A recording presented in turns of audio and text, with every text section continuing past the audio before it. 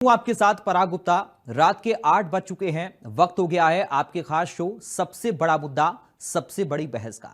आज की बड़ी बहस होगी जेन जी का गदर, लोकतंत्र का मर्डर। जी हां, नेपाल हमारा सबसे करीबी पड़ोसी, एक ऐसा देश जिससे भारत के रिश्ते ऐतिहासिक भी हैं और रणनीतिक भी। लेकिन आज नेपाल सड़कों पर है। वहां हिंसक प्रदर्शन हो रहे हैं, आगजनी हो रही है। बताया जा रहा है कि कम से कम 19 से 22 लोगों की जान चली गई है। सवाल यह है, आखिर नेपाल में यह हालात क्यों बने? बता दें कि इस पूरे आंदोलन की अगुवाई कर रही है नेपाल की जेन जी, यानी नई युवा पीढ़ी, जो सोशल मीडिया से प्रभावित है, जो बदलाव चाहती है और जो अब पुरानी राजनीतिक जमात को चुनौती देने के लिए सड़कों पर है। लेकिन यह आंदोलन अब हिंसक हो गया है, खून खराबे में बदल गया है। भारत के लिए यह चिंता की बात क्यों है? क्योंकि भारत की सीमाएं नेपाल से जुड़ी हुई हैं। और क्या यह इंडिया को घेरने की साजिश है? लोगों के रिश्ते नाते जुड़े हैं और व्यापार से लेकर सुरक्षा तक सब पर असर पड़ता है। भारत सरकार और खुफिया एजेंसियां नेपाल पर पैनी नजर बनाए हुए हैं ताकि हालात बेकाबू ना हो और कहीं बांग्लादेश की तरह नेपाल में भी भारत विरोधी लहर ना खड़ी हो जाए। यह प्रदर्शन शुरू में 26 सोशल मीडिया ऐप्स जैसे कि फेसबुक, इंस्टाग्राम और एक्स पर लगे बैन के खिलाफ थे। लोग भ्रष्टाचार और आर्थिक समस्याओं से नाराज थे। प्रदर्शनकारियों ने शुरू में शांतिपूर्ण विरोध की बात कही थी, लेकिन जल्द ही स्थिति हिंसक हो गई। प्रदर्शनकारी संसद भवन तक पहुंच गए, पुलिस की बैरिकेड तोड़ दी और कई सरकारी इमारतों जैसे कि संसद और सुप्रीम कोर्ट में आग लगा दी, जिसको लेकर कल नेपाल के प्रधानमंत्री केपी शर्मा ओली ने इस्तीफा दे दिया, क्योंकि प्रदर्शनकारी उनकी सरकार पर भ्रष्टाचार और तानाशाही का आरोप लगा रहे थे और नेपाल सरकार ने सोशल मीडिया पर बैन हटा लिया। लेकिन प्रदर्शन रुकने का नाम नहीं ले रहे। आज हम इस मुद्दे पर चर्चा करेंगे अपने मेहमानों के साथ, लेकिन इससे पहले यह रिपोर्ट देखिए। नेपाल हमारा मित्र राष्ट्र है। जो भी नेपाल में हुआ वो दुर्भाग्यपूर्ण है, नहीं होना चाहिए। लेकिन वहाँ की स्थानीय सरकार, जो लोगों के अंदर आक्रोश था, खासतौर से युवाओं में, उसे समझ नहीं पाई। भ्रष्टाचार के लगातार आरोप लग रहे थे, उनके अपने ही सरकार के लोग लगा रहे थे। तो हम चाहते हैं कि नेपाल के अंदर एक शीघ्र शांति का माहौल स्थापित हो, एक सौहार्दपूर्ण वातावरण बने। देखिए, भारत देश प्रेमियों का देश है, राष्ट्रभक्तों का देश है, सनातन धर्म का देश। ये देश वो देश है जिसने विदेशी आतंकवादियों को भगाया, अंग्रेजों को भगाया, राष्ट्रद्रोहियों को भगाया। और अब जो ऐसे तत्व जो राष्ट्र के विरोध में काम कर रहे हैं, राष्ट्र के हितों का नुकसान कर रहे हैं,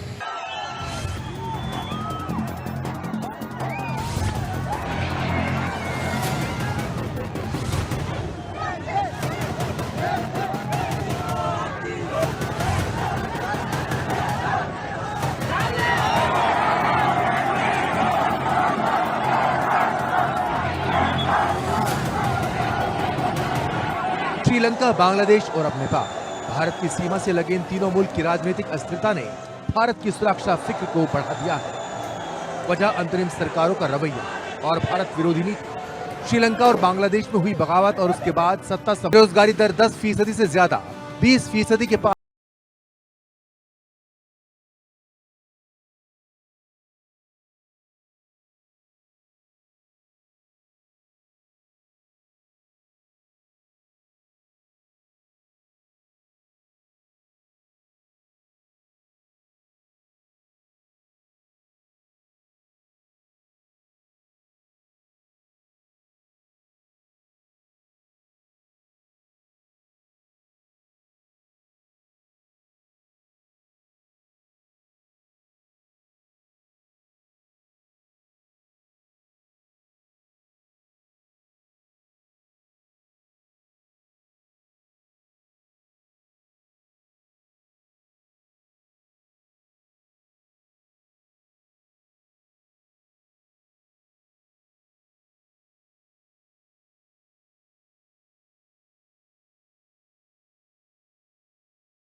चीन की बढ़ती बादशाहत रोकने की खातिर पीछे के रास्ते से जेन जी और यहाँ की सियासी आग को भड़काया गया हो। क्योंकि नेपाल हमेशा से एक खामोश मुल्क रहा है। ये सच है कि चीन और भारत का वो पड़ोसी है, लेकिन रिश्तों में संतुलन बनाए रखा, बल्कि कई लिहाज से भारत से रिश्ते उसके बेहतर रहे हैं। लेकिन जिस तरह से नेपाल में पहले राजशाही फिर लोकतंत्र को खत्म किया गया है, उससे इतना तो समझ आ रहा है कि दुनिया के दूसरे मुल्कों की तरह नेपाल भी एक बड़े बदलाव की तरफ बढ़ चला है, जिसमें लोकतंत्र महफूज रहेगा या नहीं, ये भविष्य का सवाल है। Bureau report, India news.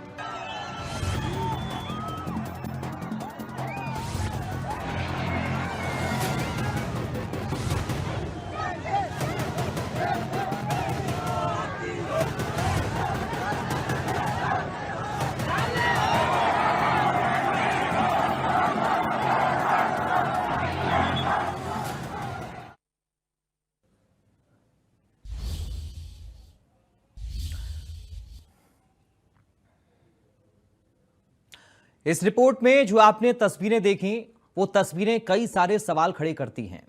सवाल उन तस्वीरों को लेकर भी है जब देश की संसद और सुप्रीम कोर्ट पर हमला हो जाए। सवाल तब भी खड़े होते हैं जब देश की सड़कों पर आगजनी जैसी तस्वीरें सामने आए। सवाल अहम है, ये कैसा जुनून? जला दिया कानून? काठमांडू क्रांति या लोकतंत्र की कलंक कथा? दिशाहीन यूथ देश का मिटा दिया वजूद? लोकतंत्र का चीरहरण, ये कैसा रण? और सबसे अहम सवाल भारत को लेकर, क्या इंडिया को घेरने की साजिश है? आज इन तमाम सवालों के इर्द गिर्द हमारी बड़ी बहस में हम चर्चा करेंगे और ये समझने की कोशिश करेंगे कि आखिर ये जो काठमांडू क्रांति है, क्या ये वाकई में जेन ज़ी क्रांति लाना चाहते हैं? क्योंकि इन्होंने अपने देश के वजूद पर ही सवाल खड़े कर दिए हैं। जो तस्वीरें आप रिपोर्ट में देख रहे थे, वो तस्वीरें बता रही हैं कि किस तरह से हिंसा में नेपाल जलता हुआ नजर आया। क्यों सेना को सड़कों पर उतरना पड़ा? क्यों वहां के प्रधानमंत्री को इस्तीफा देना पड़ा? वहां के मंत्री पर हमला किया गया, वहां की सुप्रीम कोर्ट पर हमला किया गया, वहां की संसद पर हमला किया गया। तो क्या ये बताती हैं तस्वीरें? ये बड़े सवाल हैं। क्या युवा दिशाहीन है?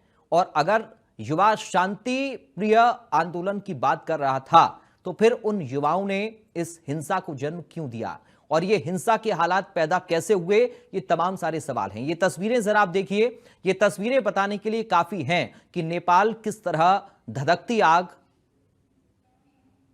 में जलता हुआ नजर आया।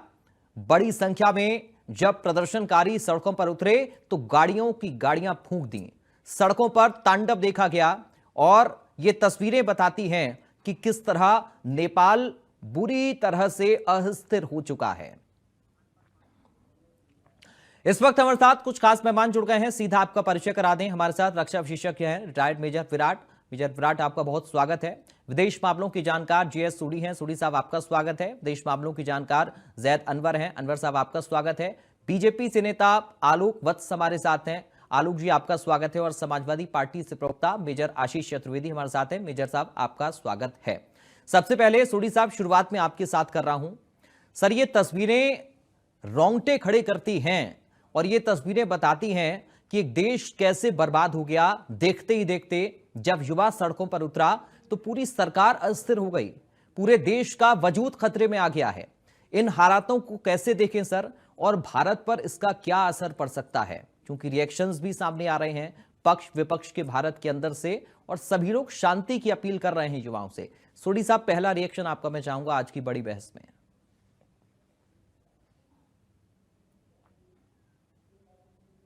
सर, आप म्यूट हैं, शायद अनम्यूट कर लीजिए खुद को। मैं आवाज आ रही है? जी सर, आ रही है आवाज। पराग जी, भारत की सभ्यता, संस्कृति, संस्कार में कई बार लिखा है, बताया जाता है कि अगर एक घर के अंदर तनाव होगा तो पड़ोसी उसका फायदा उठाते हैं।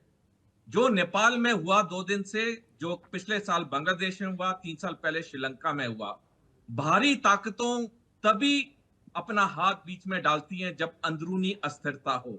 इन तीनों देशों में अंदरूनी अस्थिरता थी। तीनों देशों की उस वक्त की सरकारें अपने युवाओं की, अपने नागरिकों की नफ्स को नहीं समझ पाई, और उसके बाद वहां तख्ता पलट हुआ। फिर भारी ताकतें तो वहां फायदा उठाएंगी। तो सबसे बड़ी सबक और सीख दुनिया के हर राष्ट्र के सरकार के लिए यह है कि उन्हें अपने नागरिकों की इच्छाओं को पूर्ण रूप से समझना चाहिए। पराग जी, कोई भी युवा जिंदगी में तरक्की करना चाहता है, वो चाहता है कि वो अपने लिए एक नाम बनाए, अपनी फैमिली खड़ी करे, उसमें तरक्की हो। लेकिन अगर वो देखता है कि उसके देश में भ्रष्टाचार है, उसके देश में बेरोजगारी है, उसके देश में नेपोटिज्म है, तो उसके अंदर वो आक्रोश बढ़ता रहता है। और जिस तरह से हम जब खाना बनाते हैं और अगर प्रेशर कुकर में प्रेशर ज्यादा हो जाए, कुकर फट जाता है, वही चीज होती है कि जब उनकी धैर्य की सीमा खत्म होती है, वो सड़कों पे आ जाते हैं, चाहे बांग्लादेश हो, श्रीलंका हो, या अब नेपाल हो, या फ्रांस में भी जो आज शुरू हो गया है। जहां तक भारत पे इसका असर है, आने वाले समय में वक्त बताएगा कौन सी सरकार वहां आती है ठीक और है। उसके बाद उस सरकार का भारत के साथ क्या रिश्ता होता है। मैं 1 मिनट लूंगा। इसी साल 9 जुलाई को general Anil Chauhan, chief of defence staff, भारतीय सशस्त्र बल, ने बयान दिया, जिस तरह से चीन, पाकिस्तान और बांग्लादेश की नजदीकियां बढ़ रही हैं, आने वाले समय में भारत की सुरक्षा और अखंडता के लिए बहुत दिक्कत होगी। अगर इसमें नेपाल भी शामिल हो गया तो हमें 4 फ्रंट वॉर के लिए, 4 तरफ के मोर्चों के युद्ध के लिए तैयार होना पड़ेगा। 3 फ्रंट वॉर की तो अब आंकलन लगाया जा रहा है, चीन, पाकिस्तान, बांग्लादेश। अब बस देखना है कौन सी सरकार नेपाल में आती है और उसका रवैया भारत की तरफ क्या होता है। ठीक है सर। जैद अनवर साहब, मैं समझना चाह रहा हूं, चूंकि शुरू हुआ सोशल मीडिया से ये प्रदर्शन, उसके बाद भ्रष्टाचार के आरोप लगे और फिर देखते ही देखते हिंसा होना शुरू हो गई। सर, कैसे देख पा रहे हैं इस पूरे प्रदर्शन को, इस विरोध को, इस आंदोलन को, जिसने नेपाल की सरकार को यह अस्थिर कर दिया? अनवर साहब। देखिए, मैं अपनी एक प्रोफेसर की बात यहाँ जो होना चाहता हूँ कि मेरे प्रोफेसर कहते थे, किसी मुल्क को खत्म करना हो तो उससे लड़ाई नहीं की जाती, उसका चार्म छीन लिया जाता है, वो मुल्क खत्म हो जाती है। ठीक है जी। अब सोचिए कि सोशल मीडिया का नशा इतना तेज है, इतना ताकतवर है, इतना हावी है नौजवानों पे कि नौजवान रास्ते पे चले आए।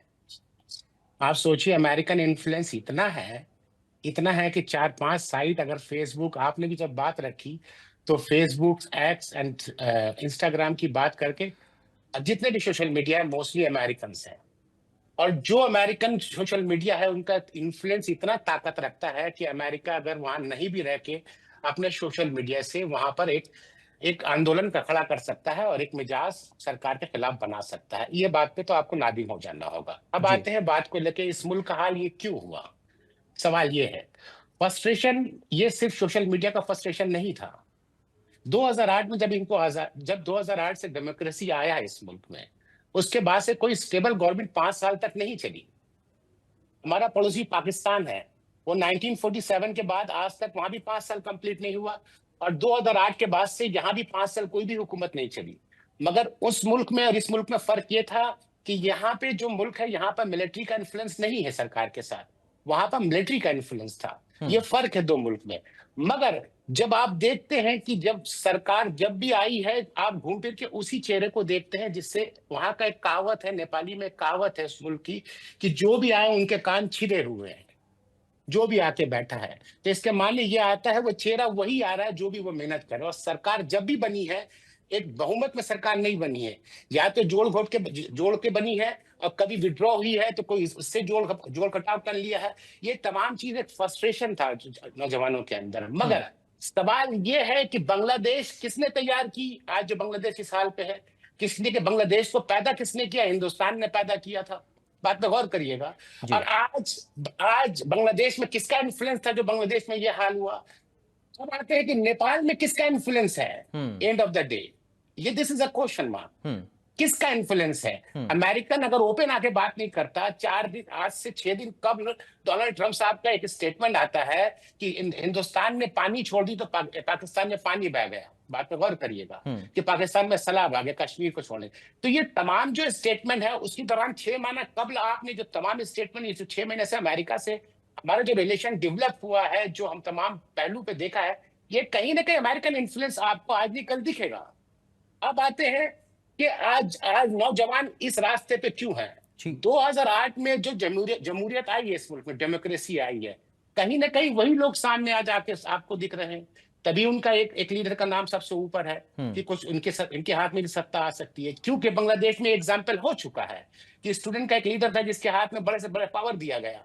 तो ये तमाम चीज कहीं ना कहीं एक इन्फ्लुएंस आपको दिखेगा। अब आते हैं हिंदुस्तान जी। हमारा हिंदुस्तान हर 200 किलोमीटर के बाद, चलिए 20 किलोमीटर के बाद, जबान दूसरा है, लैंग्वेज दूसरा है, मजहब दूसरा है, खान दूसरा है, पान दूसरा है, कलर दूसरा है। इन तमाम चीज को अगर बांधता है कोई, तो वो बांधता है एक संविधान।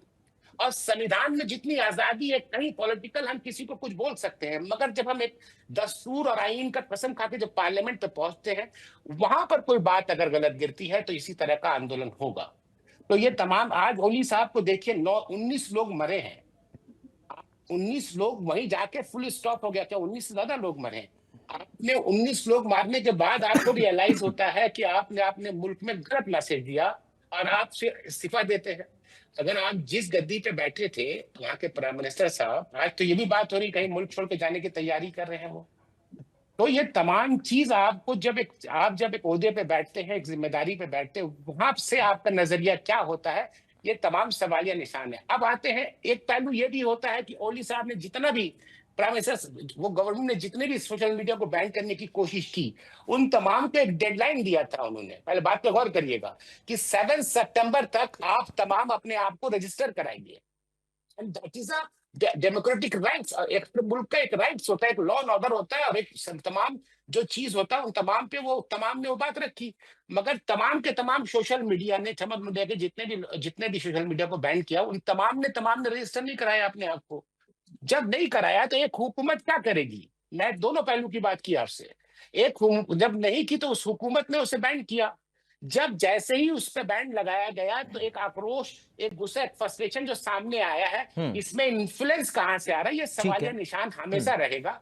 और ये गौर फिक्र की बात है। मगर हमारा जो रिलेशन आज अमेरिका के साथ है, वो कहीं ना कहीं ऐसा है कि हमारे इर्द गिर्द तैयारी हो रही है। ये आपको गौर फिक्र किस, देखिए मालदीव्स, अभी किसके पाले में मालदीव्स बैठा है, और अब देखिए बांग्लादेश किसके पाले पे बैठा है। कहीं ना कहीं ये जो नेपाल था, हमारा सिस्टर, हमारे लैंडलॉक कंट्री है, हमारे साथ हम पे डिपेंड करता है। ठीक है, मगर ये जो तमाम माहौल तैयार की जा रही है, वो किसके लिए तैयार की जा रही है? ठीक है सर, मैं आपकी इसी बात को थोड़ा सा और आगे बढ़ाते हुए मेजर विराट के पास, क्योंकि मेजर विराट बहुत सारे इंडिकेशन दिए हैं अनवर साहब ने। क्या भारत को सतर्क रहने की जरूरत है? क्योंकि तस्वीरें जो हैं वो ये बता रही हैं कि वहां पर अगर सरकार अस्थिर हुई तो भारत पर इसका असर क्या होगा, ये आने वाले वक्त पर हम छोड़ सकते हैं। लेकिन चूंकि भारत की सीमाएं सटी हुई हैं, कई सारे ऐसे जिले हैं जहां पर अलर्ट पर हम हैं, वहां पर प्रशासन ने अलर्ट कर दिया है।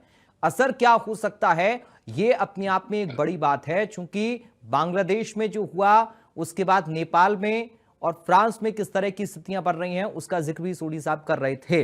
मेजर साहब, मैं चाह रहा हूं आपका रिएक्शन इस पर। पराग जी, बिल्कुल ठीक बात कही है आपने। देखिए, जब पड़ोसी के घर में आग लगी होती है तो आपको भी सतर्कता बरतनी पड़ती है। आप चाहते हैं कि बगल में आग बुझ जाए, और नहीं बुझे तो आप कम से कम अपनी तरफ से सारा प्रयास करते हैं कि आपके घर में वो आग ना फैले। इसी क्रम को अगर हम आगे बढ़ाते हैं तो हम ये देखेंगे कि 1750 किलोमीटर की हमारी बाउंड्री है इंडिया और नेपाल की, और हमारे 5 राज्य, जिनमें आप देखिए सिक्किम है, पश्चिम बंगाल है, उत्तर प्रदेश है, बिहार है, और ये सारे जो राज्य हैं ये सेंसिटिव राज्य हैं। क्यों? क्योंकि नेपाल के साथ जो हमारा बॉर्डर है वो पोरस बॉर्डर है, यानी कि हमें ना तो वीजा चाहिए ना पासपोर्ट चाहिए एक जगह से दूसरी जगह, एक देश से दूसरे देश में जाने और आने के लिए। तो एक तो ये बहुत बड़ी चीज है, चिंता का विषय है। दूसरी चीज, पहले भी हम देखते आए हैं कि जो पाकिस्तानी है उन्होंने इस पोरस बॉर्डर का इस्तेमाल अपने आईएसआई के मिलिटेंट्स को और अपने ड्रग कार्टल्स को, फेक करेंसी इंडियन नोट्स को पेडल करने के लिए पहले भी इस्तेमाल किया है। और बीच में भी ऐसे इंटेलिजेंस इनपुट्स आए थे कि वहां से आतंकवादी ये अंदर पुश करने की कोशिश करते हैं इंडिया में। तो ये जब पॉलिटी, जो कोई भी काम कर रही होती, कोई भी जब सरकार काम कर रही होती, तो रोकना आसान होता है। पर इस समय जब वहां पे हालात अस्थिर हैं, कोई सरकार नहीं है, आपने देखा होगा कि राष्ट्रपति जी ने जो इंटरिम प्राइम मिनिस्टर ओली जी से कहा है कि आप काम करते रहिए। ओली जी का खुद पता नहीं है कि वो कहाँ है, राष्ट्रपति का पता नहीं है कि वो कहाँ है, तो वहां कोई सरकार है नहीं। और जहां पे वैक्यूम बन जाता है तो वहां पे कोई ना कोई एंटी नेशनल एलिमेंट्स या रोग एलिमेंट्स जिन्हें हम कहते हैं, वो वहां पे इंग्रेस करते हैं, वो उस जगह जमा हो जाते हैं।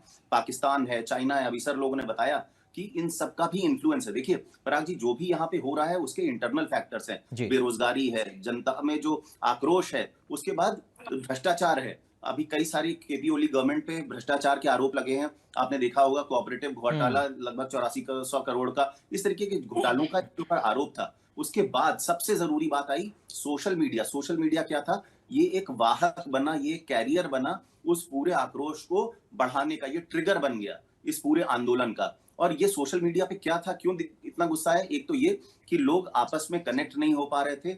जो अभी ये बताया गया कि अमेरिकन इन्फ्लुएंस है, उनके जो ये सारे एप्स बंद कर दिए गए, उनकी सॉफ्ट पावर है, उससे क्या हुआ कि इनका इन्फ्लुएंस टूटा और तुरंत ही लोगों में आक्रोश बढ़ गया। इसके अलावा भी आप देखेंगे कि चीनी जो टिकटॉक है, चाहे वो वी चैट है, वो सारे उनके एप्स चल रहे थे। तो कहीं ना कहीं ये झुकाव दिखाता है केपी ओली गवर्नमेंट का चाइनीज की तरफ। उनका जो बेल्ट एंड रोड इनिशिएटिव है उसको भी नेपाल ने खुले हाथों से लिया है। भारत इस बेल्ट एंड रोड इनिशिएटिव से दूर रहा है। तो आपको ये इंटरनेशनल परिदृश्य में देखना पड़ेगा कि कितनी सारी चीजें, कितने सारे फैक्टर्स काम कर रहे हैं। उसके अलावा बेरोजगारी अगर आप देखेंगे तो वहां लगभग 30 से 35% बेरोजगार लोग हैं। आप ये समझिए, जो देश युवा है, जैसे भारत युवा देश है, वैसे ही नेपाल भी युवा देश है। अगर इतनी बेरोजगारी होगी, लोगों के पास कुछ करने को नहीं होगा, तो पत्थर चलाएंगे ही, उनके पास खाली समय है। और फिर वही कह रहा हूं, वैक्यूम में कोई भी पॉलिटी ऑपरेट नहीं करती। वहां पे कोई ना कोई आ ही जाएगा उस गैप को भरने के लिए। और वो गैप कौन भरता है? रोग एलिमेंट्स। वो आके तुरंत उसी मॉब का नेतृत्व करने लगते हैं, बम चलाने लगते हैं, गोलियां चलाने लगते हैं। और वही आपने देखा, जो वहां पे पुलिस है, उनके हथियार छीने, लोगों को गोलियां लगी। बहुत सारी बिल्डिंग्स हैं यहाँ पे, आपने देखा होगा जो इनका सिंह द्वार या जो उनका जो नेपाल की सीट है गवर्नमेंट की, उस पे भी उन्होंने हमला किया। 1700 कमरे हैं वहां पे, उनको आग लगा दी। जो सुप्रीम कोर्ट है उसमें 25 से 30 हजार फाइलें, जो बहुत जरूरी फाइलें होंगी, वो सब जला के राख कर दी।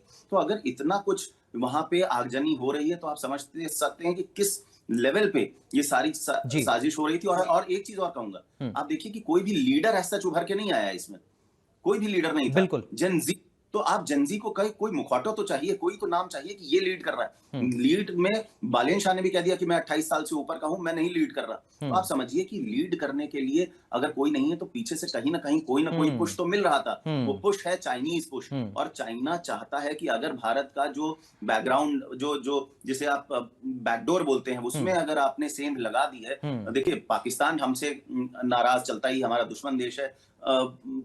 बांग्लादेश में दिक्कतें हो ही रही हैं। यहाँ पे श्रीलंका में वहां पे राष्ट्रपति भाग गए थे जब दिक्कत हुई थी 2022 में। अभी ये नेपाल एक नई प्रॉब्लम खड़ी हो गई। तो अगर आप देखेंगे, जो इनकी स्ट्रिंग ऑफ पर्ल्स की पॉलिसी थी भारत को घेरने की, ब्लीडिंग इंडिया विद 1000 कट्स, तो सारी चीजें चीन नहीं चाहता कि भारत किसी भी तरीके से उभर के ऊपर आए और उसको चैलेंज करे। उसकी जो मोनोपोली है इस पूरे एशियन महाद्वीप में, उसको किसी भी तरीके से चैलेंज किया जाए। ये सारी चीजें वो चाहता है कि भारत का कद छोटा रहे। ये सारी चीजें चल रही हैं। चाइना का इन्फ्लुएंस जरूर है। हाँ, इंटरनल प्रॉब्लम्स थी नेपाल की, वही उभर के सामने आई है, पर उसको चीनी साथ कहीं ना कहीं मिला है। जी ठीक है सर, मैं आप ही की बात को थोड़ा सा आगे बढ़ाते हुए मेजर आशीष चतुर्वेदी आपके पास आ रहा हूं, फिर मैं अशोक जी आपके पास आऊंगा। आशीष जी, जिसका जिक्र विराट सर अभी कर रहे थे, चूंकि हमने अक्सर देखा है जब भी पाकिस्तान को भारत के खिलाफ कुछ करना होता है, प्रॉक्सी वार वो अपनाता है। डायरेक्ट तो हमला कर नहीं सकता या फिर झेल नहीं सकता भारत के जवाब को, तो इसलिए हम देखते हैं कि प्रॉक्सी वार पर बिलीव पाकिस्तान रखता है। ये जो स्थितियां नेपाल में इस वक्त बनी हैं, क्या इसे ये माना जाए कि इनडायरेक्टली ये भारत को कमजोर करने की एक साजिश हो सकती है? इसको आप कैसे देख रहे हैं सर, चूंकि आप रक्षा मामलों के भी विशेष जानकार हैं? आशीष जी। देखिए, पाकिस्तान अपनी कोशिश तो जरूर करेगा और इतने सालों से करता भी आ रहा है। सवाल ये नहीं है कि पाकिस्तान क्या कर, सवाल ये है कि भारत क्या कर। भाई, पाकिस्तान अपने रिश्ते भारत से या सुधार सकता है या खराब कर सकता है। पाकिस्तान बांग्लादेश को ये नहीं कह सकता कि आप जो है वो भारत से अपने रिश्ते खराब कर लीजिए, और बांग्लादेश कहेगा कि नहीं, आप कह रहे हो तो हम अपने रिश्ते खराब कर लेते हैं। इसका ओनस जो है वो हमारे ऊपर है कि हम कैसे उस सिचुएशन को डील कर रहे हैं, हमारी क्या अप्रोच है, हमारी क्या पॉलिसी है, और हम किस तरीके से चीजों को मैनेज कर रहे हैं। आज का जो भारत है, अगर आप देखें तो हमारे रिश्ते अपने सारे पड़ोसी मुल्कों से खराब, हमारे सारे रिश्ते, जिससे भी कुछ नेपाल से कुछ चीजें हमारे बॉर्डर को लेकर के डिस्प्यूट्स कई सालों से चल रहा है कि हमारी जमीन कब्जाई गई है। पाकिस्तान से तो हमारी पुरानी दुश्मनी है। बांग्लादेश से पिछले कई वर्षों में हमारे रिश्ते काफी ज्यादा खराब हो गए हैं। फायरिंग भी हुई है कई बार, बांग्लादेशी राइफल्स ने हमारे यहाँ बीएसएफ पे फायरिंग करी है। बीएसएफ ने, ये पहले नहीं होता था लेकिन अब हो रहा है। फिर श्रीलंका से हमारे रिश्ते काफी खराब रहे। तो अगर हम देखें तो भारत की जो परिस्थिति इस वक्त बनी हुई है, फिर उस तरफ चाइना है, तो चाइना तो एक मेजर थ्रेट है हमारे लिए। और ये छोटे छोटे जो रिश्ते हमारे पड़ोसियों से खराब हो रहे हैं, ये कहीं ना कहीं हमें मिलिटरीली, फाइनेंशियली, इकोनॉमिकली हमें प्रभावित करते हैं, और कहीं ना कहीं जियोपॉलिटिकली भी इस चीज का भाव जो भारत का है वो कम हो जाता है जब आपके रिश्ते अपने पड़ोसियों से खराब हो जाते हैं। लेकिन यहाँ सीख हमें ये लेनी है कि ये जो हमारे आसपास के मुल्कों में जो ये बगावत हुई है, ये बगावत इसलिए नहीं हुई है कि अमेरिका ने कुछ कोशिश करी, या मैं नहीं मानता कि ये सिर्फ उस वजह से है। भाई आप इतनी बड़ी बगावत जो होती है, वो एक जो मॉब यानी जो पूरी आवाम जो होती है, जब वो एक दिन उठती है जी। तो वो ऐसे नहीं उठती कि नहीं किसी ने कह दिया इसलिए हम जो है वो जो अभी हमारे यहाँ जो भी प्रधानमंत्री है सत्ता है उसको उखाड़ फेंकेंगे कि वो कह रहा है। नहीं, ऐसे नहीं होता। वो कई सालों से वो चीजें देख रहे होते हैं, जहां लोग सत्ता में बैठे होते हैं और गलत कर रहे होते हैं, और ये दिख रहा होता है। उन्हें ये लगता है कि हम तो सत्ता में बैठे हैं, हमारे खिलाफ तो कुछ हो ही नहीं सकता, हमारे पास सब कुछ है, सारी ताकत हमारे पास। तो लोग यही भूल जाते हैं कि आप चाहे कहीं बैठे हो, किसी कुर्सी पे बैठे हो, जनता ही सबसे ऊपर है। भाई वो इकट्ठी हो जाएगी तो आपके पास कोई ताकत नहीं। आप जब तक कुर्सी पे बैठे हो आपको लगता है कि मैं ही सब कुछ हूं, और ये गलती नेपाल में, बांग्लादेश में, आपने यहाँ श्रीलंका में ये चीज देखी। और वो जो गलत हो रहा था वो कहीं ना कहीं लोगों के जहन में रहता है, और फिर एक दिन सब लोग जो है कहीं ना कहीं ठीक वो है। आक्रोश में आते हैं, और फिर एक को देख के दूसरा और दूसरे को देख के वो जो आग है वो बढ़ती चली जाती है, और वो विरोध गलत है। ये तो बिल्कुल हिंसा की कोई भी व्यक्ति जो है इसको जो है सही नहीं ठहराएगा। लेकिन हमें ये नहीं भूलना है कि यहाँ ये हो क्यों रहा है। ठीक है। आखिर वो लोग अपने हक के लिए ही तो लड़ रहे हैं ना। हाँ। जब आदमी हक के लिए लड़ता है, जब हम लोग अंग्रेजों से लड़े थे या जब इमरजेंसी लगी थी हमारे देश में, तो यहाँ भी तो देश में जो देश की जनता है कहीं ना कहीं वो भी अपने जो राइट्स हैं, अपने हक है, उनके लिए लड़ी थी। ठीक और है। फिर जो सत्ता थी उसको हटाया गया था। हाँ। तो वही चीज यहाँ हमें भी देखनी है। हमें पहले अपने आप को सुरक्षित करना जैसा है, मैं उसके आऊंगा। बाद फिर हम जो हमारे पड़ोसी देश हैं, मुल्क हैं, उनसे हमें रिश्ते कैसे बेहतर करने हैं जो बिगड़ गए हैं हमारे, ठीक है उनको सर, ठीक मैं करना मैं बहुत मैं जरूरी है। इसी बात को थोड़ा सा आगे बढ़ाता हूं। मैं जैसा सर आपके पास आऊंगा, लेकिन पहले एक रिएक्शन आलोक जी का। आलोक जी, राजशाही से लोकतंत्र की ओर आया नेपाल बहुत ज्यादा स्टैब्लिश खुद को कर नहीं पाया, मजबूती देश में दिखी नहीं, आर्थिक तौर पर बहुत ज्यादा मजबूत पहले से नहीं था, लेकिन अब तो हालात और ज्यादा खराब हो गए। किस तरह से देखें सर भारत पर असर को इस पे, और क्या तैयारी हमारी फिर होनी भी चाहिए? देखिए पराग जी, मैं अभी सारे विशेषज्ञों को सुन रहा था। सबने बहुत बारीकी से, सूक्ष्मता से और स्पष्टता से सारी चीजों को इंगित किया है। जी। मैं जितनी जानकारी रखता हूँ नेपाल के बारे में, वो 1700 किलोमीटर हमारे भारत के बॉर्डर से लगता है, 4-5 राज्यों से सटा हुआ है। वहां की राजशाही के बाद वहां के नेताओं ने अगर भारत से कोई सीख ली तो वो सीख ली संवित सरकार बनाने, कोलिशन गवर्नमेंट। और वहां कोई भी सरकार 5 साल पूरा नहीं कर पाया अपना टर्म। कोलिशन गवर्नमेंट आते गए, और उसके बाद मान्यताओं को भी ताक पर रख के लोगों ने एक दूसरे से कोलिशन गवर्नमेंट फॉर्म कर लिया। कम्युनिस्ट थे वो, कभी कांग्रेसियों के साथ नहीं होना चाहते थे, नेपाली कांग्रेस की बात कर रहा हूं, लेकिन वो भी सरकार में शामिल हो गए। और दूसरी चीज कि विदेश के और खासकर भारत के जितने भी क्रिमिनल थे, अगर उनको भारत में परेशानी आई तो उन्होंने सीधा रुख किया नेपाल का, और नेपाल में जाकर उन्होंने सेफ हेवन जिसको कहते हैं, उन्होंने वहां अपना सेफ हेवन बना लिया। और जो ड्रग्स का कार्टेल हो या नोट या नकली नोटों की खेप हो या गांजा हो, इस सब का वहां से आदान प्रदान पूरे विश्व में होने लगा। और दूसरी चीज जो उन्होंने जो लोगों के अंदर इस तरीके का उबाल पैदा किया, वो था इनके द्वारा करप्शन बिल्कुल अपने अंतिम पायदान पे पहुंच गया, जिसको लोगों ने देखा परखा। आप देखे होंगे कि वहां पर लोग ये भी कह रहे थे कि मंत्रियों के बच्चों की लाइफस्टाइल को देखो, और उसको भी लोगों ने थोड़ा बहुत दिखाया किसी किसी चैनल ने। आज वहां से ये आवाज उठ रही है कि इससे अच्छा राजशाही था।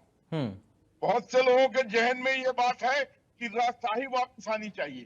अब वो कहां तक सक्सीड होगा नहीं होगा ये मैं नहीं कह सकता, लेकिन आज के डेट में जिस तरीके से नेपाल एक तरीके से पॉलिटिकली भी, इकोनॉमिकली भी, इंफ्रास्ट्रक्चर वाइज भी नेस्त नाबूद हो गया। ठीक है, कोई लीडर नहीं है साइट में। किसके साथ खड़े हो लोग, किसके नेतृत्व में सरकार बने, ठीक है, ऐसे कोई आदमी सामने नहीं दिखाई दे रहा है।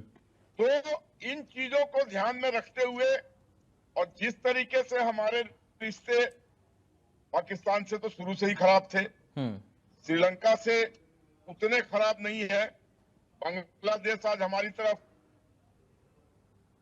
अच्छी नजर से नहीं देखता है, अब नेपाल का भी यही हाल हो गया। ये निश्चित तौर पर, और चीन के साथ तो हमारे जो रिश्ते हैं अभी भी जमीन का डिस्प्यूट चल ही रहा है। ठीक है, चीन कभी नहीं चाहेगा कि भारत एक मजबूत देश के रूप में खड़ा हो। वो हर संभव प्रयास करेगा कि हमारे पांव कमजोर हो, हम तन के खड़ा नहीं हो सकते। ठीक है, और आज भी जो हुआ है वहां पे, वो सोशल साइट्स बंद करने के कारण इतना उफान आ जाएगा, ऐसा मैं नहीं सोचता था। और ये सोशल साइट जो भी थे अमेरिका के थे, और जो सोशल साइट चल रहे थे वो चाइना के थे। तो ये तो साफ दर्शाता है कि ओली, ठीक है सर, चाइना के तरफ पूरी तरह से झुक गए थे।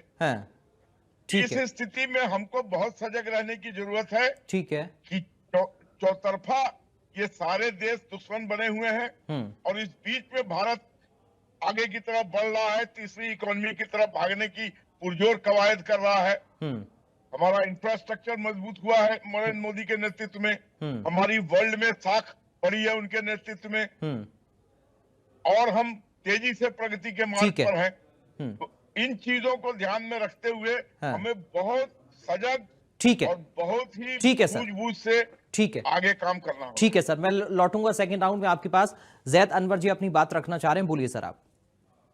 देखिए, हर आदमी दौड़ता है भीड़ की तरफ, फिर वो भी चाहता है उसे रास्ता मिले, ठीक है ना। इंसान भीड़ की तरफ दौड़ता है, वो रास्ता वहीं खोजता है। There is nobody right and wrong at the moment. अगर गवर्नमेंट पॉइंट ऑफ व्यू से देखिएगा, ओली साहब सही काम कर रहे थे। आज जो स्टूडेंट की तरफ से डेमोन्स्ट्रेशन जो हुआ, उनके पॉइंट ऑफ व्यू से देखिएगा, वो भी कहीं ना कहीं सही दिखते हैं। मगर किसी मुल्क में हक मांगने का तरीका ये नहीं है कि आप सुप्रीम कोर्ट चला दें। बात पे गौर करिएगा, मेरे भाई यहाँ बैठे हैं, उन्होंने कुछ बात रखी, मुझे उस पर मैं सहमत नहीं हूँ उस बात से कि किसी मुल्क में लॉ एंड ऑर्डर होनी चाहिए। आप अगर हुकूमत से नाराज हैं, आपके पास डेमोन्स्ट्रेशन की हर राइट्स है। जमहूरियत का मतलब क्या है, डेमोक्रेसी का मतलब क्या है, अपनी बात आप रख सकते हैं, मगर रखने का अंदाज दूसरा है। दूसरी बात, हुकूमत ने जो लोगों को मारा, स्टूडेंट को मारा, 19 बच्चों को, 19 तक नहीं सीमित है, ये 19 से ऊपर है। क्यों 19 तक आपके पास न्यूज आया है। उसके बाद काठमांडू एक्सप्रेस में जो तमाम बयान आए हैं, जो स्टेटमेंट आया है, वो तमाम कुछ और दिखाता है पहलू। अब आते हैं कि ये एक पहलू हो चुका। किसी मुल्क में हक मांगने का तरीका इस तरह का आंदोलन नहीं हो सकता। इसका मतलब है कहीं ना कहीं कुछ इन्फ्लुएंस है।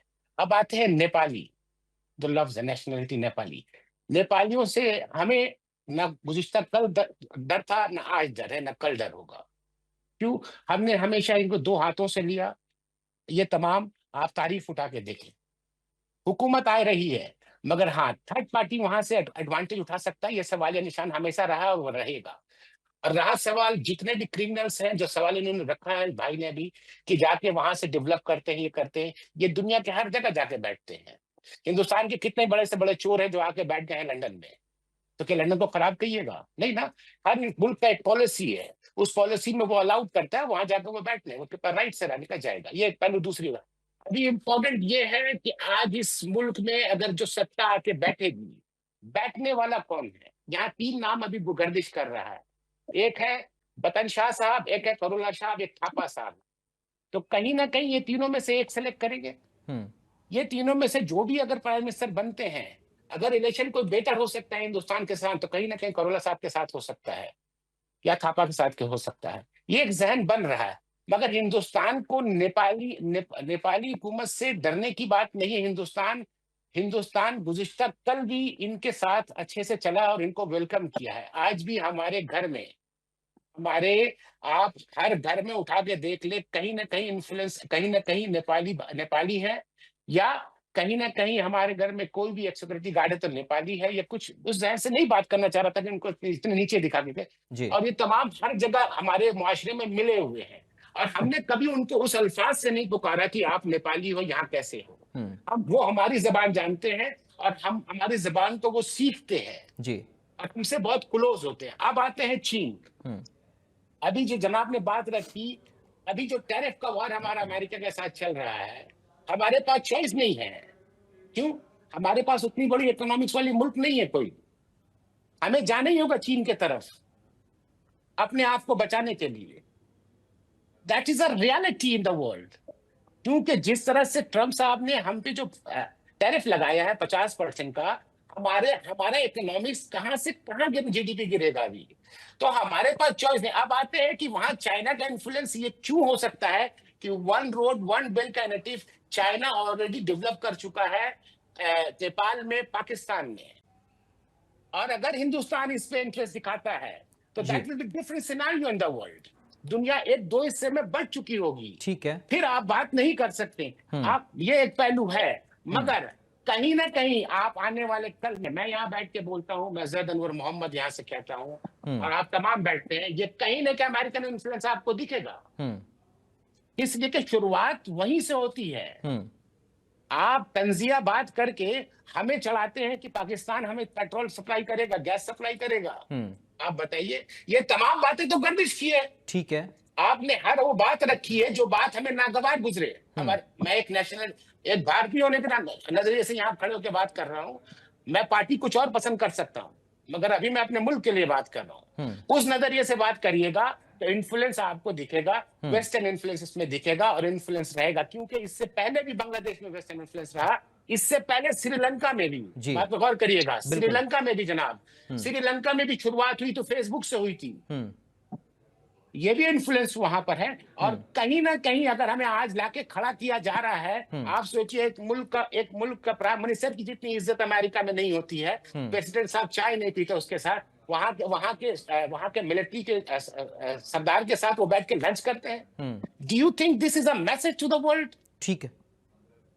तो ये दुनिया कहां आप ले आके बैठा के रखिएगा। कहीं ना कहीं अब जो आते हैं चाइनीज इन्फ्लुएंस, चाइना नेपाल के साथ एक अच्छा रिलेशन डेवलप कर चुका था, इसमें नो डाउट कि चाइना कुछ नया कर रहा है। नहीं, चाइना के साथ रिलेशन बहुत अच्छा था नेपाल के साथ, उनका बॉर्डर शेयर हो रहा था, उनके बिजनेस एक्सचेंज हो रहे थे, इकोनॉमिकली एक दूसरे के साथ बेयर कर रहे थे, ये तमाम चीज था। ये जो हादसा हुआ है, ये कहीं ना कहीं एक गलती, एक चिंगारी आग बनी है। इसके पीछे हुकूमत का जो पॉलिसी था, जो अगेंस्ट स्टूडेंट उन्होंने इस्तेमाल किया, वो तमाम आपने गलत किया। आप अभी बैंड उठाते हैं, 7 तारीख को आपने जैसे ही बैंड लगाया, 7 सितंबर तक डेडलाइन दिया आपने, जैसे ही आपने बैंड लगाया, वो तमाम लोगों को मालूम भी नहीं था। आपने वो तमाम चीज आपने ऐलान करके नहीं किया जी।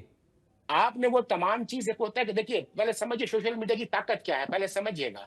हमारे बचपने में प्रिंट मीडिया होती थी। सुबह एक खबर हुआ सुबह 8 बजे, दूसरे दिन सुबह 7 बजे जब हम उठेंगे, हमारे अब्बा या हमारी अम्मा या हमारे बड़े भाई लेके पेपर बैठेंगे तो पूरा खानदान को मालूम होगा। ये एक जहन होता था। फिर उसके बाद जो आज जो सोशल मीडिया है, अभी मैं लंदन में बैठ के बात कर रहा हूँ आपसे, और मैं आपसे इंडिया में कम्युनिकेशन कर सकता हूँ। ये ताकत है सोशल मीडिया की। सो डू यू अंडरस्टैंड, जब सोशल मीडिया आप रोक रहे थे, वो सोशल मीडिया क्या है? उसमें आपका इमोशनल टच है, उसके साथ आपका फ्रेंडशिप टच है। ये तमाम जो ज़हनी, मुआशी, सियासी तमाम ताकत का जो ताकत बनता है सोशल मीडिया, एक ब्रिज तैयार करता है। उस ब्रिज को जब आपने काटा, आपने किसी को इन्फॉर्म नहीं किया। जब इन्फॉर्म नहीं किया तो एक रिएक्ट होगा, उस रिएक्ट में लोग एडवांटेज उठाते हैं, उसी का नाम पॉलिसी मेकर होता है, उसी का जो एडवांटेज उठाया जाता है उसी को पॉलिसी मेकर बनाया जाता है। उसमें ये नहीं कहा जाता कि वो नहीं किया। इन्फ्लुएंस किसका है, किसका बेनिफिट ज्यादा होगा। अभी आने वाले कल में अगर अमेरिका अपने लोगों को वहां बैठाता है हुकूमत में, तो हमें डरना होगा इनसे, चाइनीज को भी डरना होगा इनसे। किसके दोनों चीज, जो तमाम चीज चाइनीज तैयार कर रही थी उस मुल्क में, वो तमाम रुक जाएगा अभी। और हिंदुस्तान से इतना बड़ा बॉर्डर लगता है हमारा, वो तमाम चीज फिर तकलीफ में आएगा। तो ये तमाम चीज सोचने, गौर व फिक्र करने की बात है। ठीक है। मुल्क आज कहीं ना कहीं एक कमजोर कड़ी पे है। देखते हैं कि किसको ठीक है। लेकिन जो अभी तस्वीर सोढी साहब आई सामने बनकर उभर कर, आखिर में इसका आउटकम तो कुछ नजर नहीं आया, क्योंकि सरकार भी अस्थिर हुई, वहां पर हालात किस तरह बने ये भी हमने देखा, और बिल भी जो बैन था वो भी हटा लिया गया, मगर इसका आउटकम क्या निकला?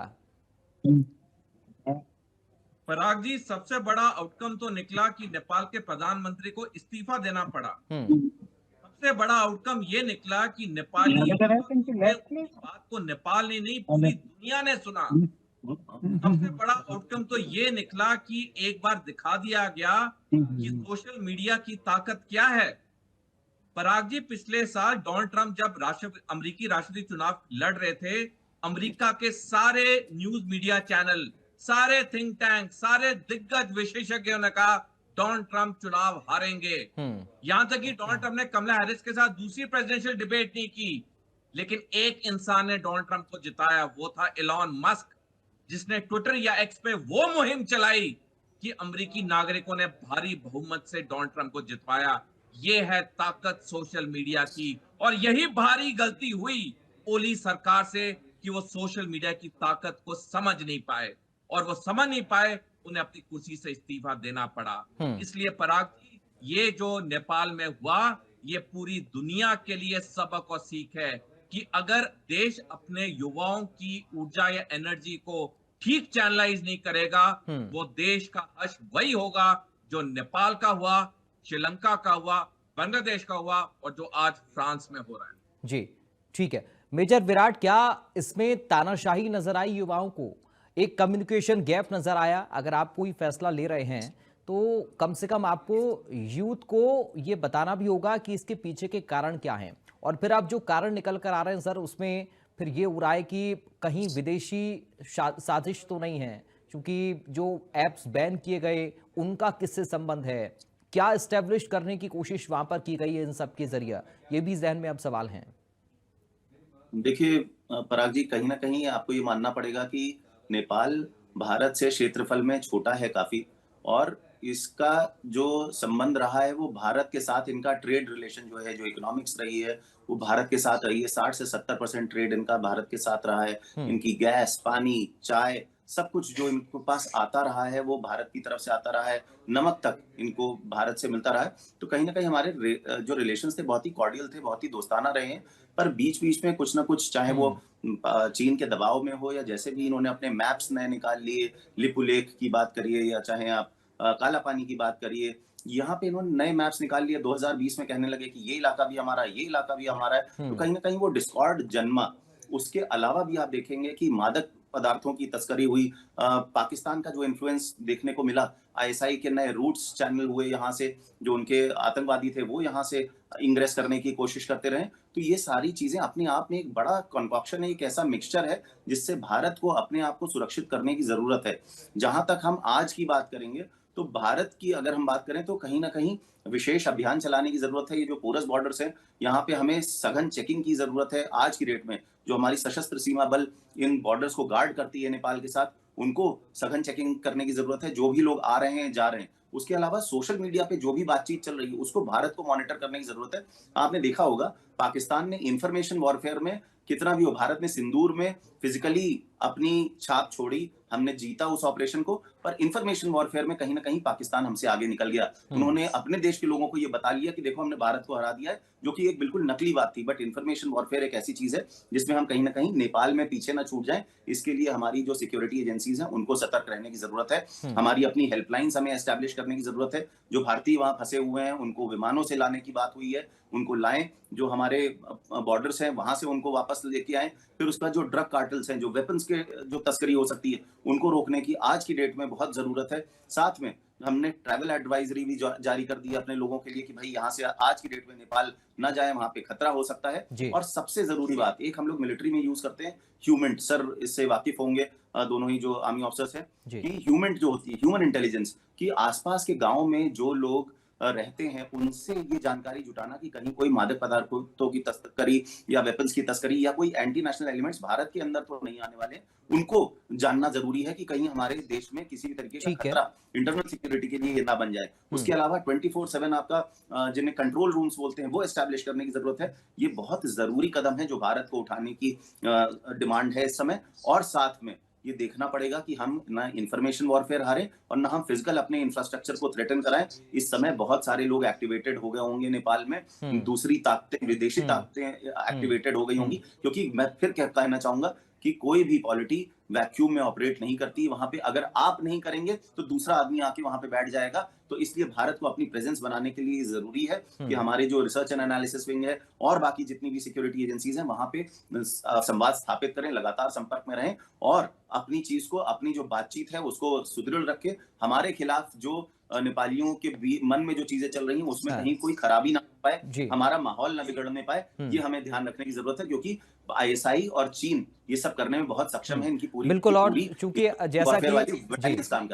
जैसा कि फाउंडेशन कोई है नहीं आने जाने में, और इसकी आड़ में कुछ किया जा सकता है भारत के खिलाफ, इस पर मुझे लग रहा है सतर्क बहुत ज्यादा रहने की जरूरत है, जिसका जिक्र आप कर भी रहे हैं। मैं मेजर आशीष चतुर्वेदी आपसे समझना चाह रहा हूं, ये तरीका क्या सही हो सकता है? युवाओं को क्या ये सोचने और समझने की जरूरत नहीं है कि अगर हम इस तरीके का कदम उठा रहे हैं या फिर अगर हम अपनी मांगों को लेकर सड़कों पर उतर रहे हैं तो उसकी हद क्या होनी चाहिए? क्या हम किसी क्या अपने देश की सरकार को या अपने देश को ही अस्थिर कर सकते हैं? देखिए, बड़ा ये एक ऐसा सवाल है ना कि जिसका जवाब देना वाकई में मुश्किल है। क्योंकि अगर आप ऊपरी स्तर पे देखें तो आप कहेंगे हाँ भाई, किसी भी हिंसा को जो है वो सही नहीं ठहराया जा सकता, कोई भी हिंसा, किसी भी प्रकार की हिंसा जो है वो ठीक नहीं। ये एक सीधी सी बात है जो पहला ख्याल हर एक व्यक्ति के मन में आता है कि आप जो है शांतिपूर्ण जो है आप अपना प्रदर्शन करिए, शांतिपूर्ण ढंग से अपनी बात रखिए जी। लेकिन फिर ये बात आती है कि शांतिपूर्ण ढंग से बात तो बहुत जगह रखी जाती है, सुनी कहाँ जाती है, मानी कहाँ जाती है ना। मैं व्यवहारिक बात कर रहा हूँ, मैं वो उपदेश देने वाली बात नहीं कर रहा कि हाँ भाई सब गलत है।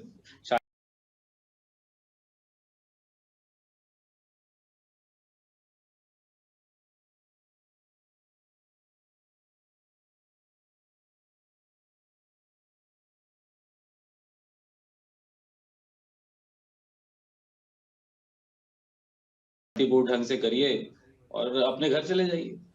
लेकिन जब एक आंदोलन बढ़ता है, जब हमने अंग्रेजों से, जब हिंदुस्तान में अंग्रेजों से हमने आजादी की लड़ाई लड़ रहे थे, तो यहाँ पे भी तब भी दो विचारधाराएं थी, एक नरम और एक गरम जिसे कहा जाता है। कि कुछ लोग गांधी जी के जो फॉलोअर्स थे वो कहते थे कि भाई वो अंग्रेज मार रहे हैं तो दूसरा गाल भी आगे करो। फिर एक क्रांतिकारी लोग भी थे जो कह रहे थे नहीं, इनको लड़के आजादी लेनी है। अगर आप देखें तो बांग्लादेश में जो अभी तख्ता पलट हुआ, वहां भी हिंसा हुई, गलत हुई, वहां तो अपराध भी हो रहा था, हिंसा तो एक अलग चीज हो गई। लेकिन कहीं ना कहीं वही मैं आता हूं कि आप उस चीज पे आइए कि ये परिस्थिति खड़ी ही क्यों हो रही है। मैं फिर उस पे आ रहा हूं क्योंकि जो सत्ता में जब बैठता है, जो कुर्सी पे बैठता है, जब उसको लगता है कि मैं जो करूंगा, जो मेरा मन करेगा मैं वो करूंगा, जब ये चीज आ जाती है तो आप देखेंगे कि जनता वैसे तो शांतिपूर्ण ढंग से ही हर जगह पॉलिटिकल अगर अनरेस्ट होगा तो वो भी एक शांतिपूर्ण ढंग से होगा, थोड़ा बहुत कुछ हो जाए।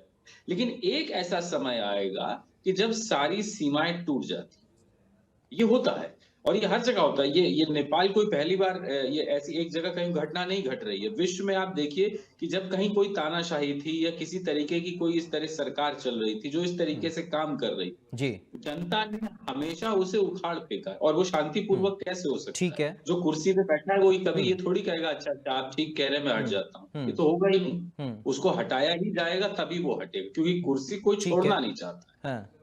ये परिस्थिति को हमें यहाँ ये भी समझना पड़ेगा क्योंकि ये एक व्यवहारिक बात है। ये होता है, होना नहीं चाहिए, लेकिन होता यही है।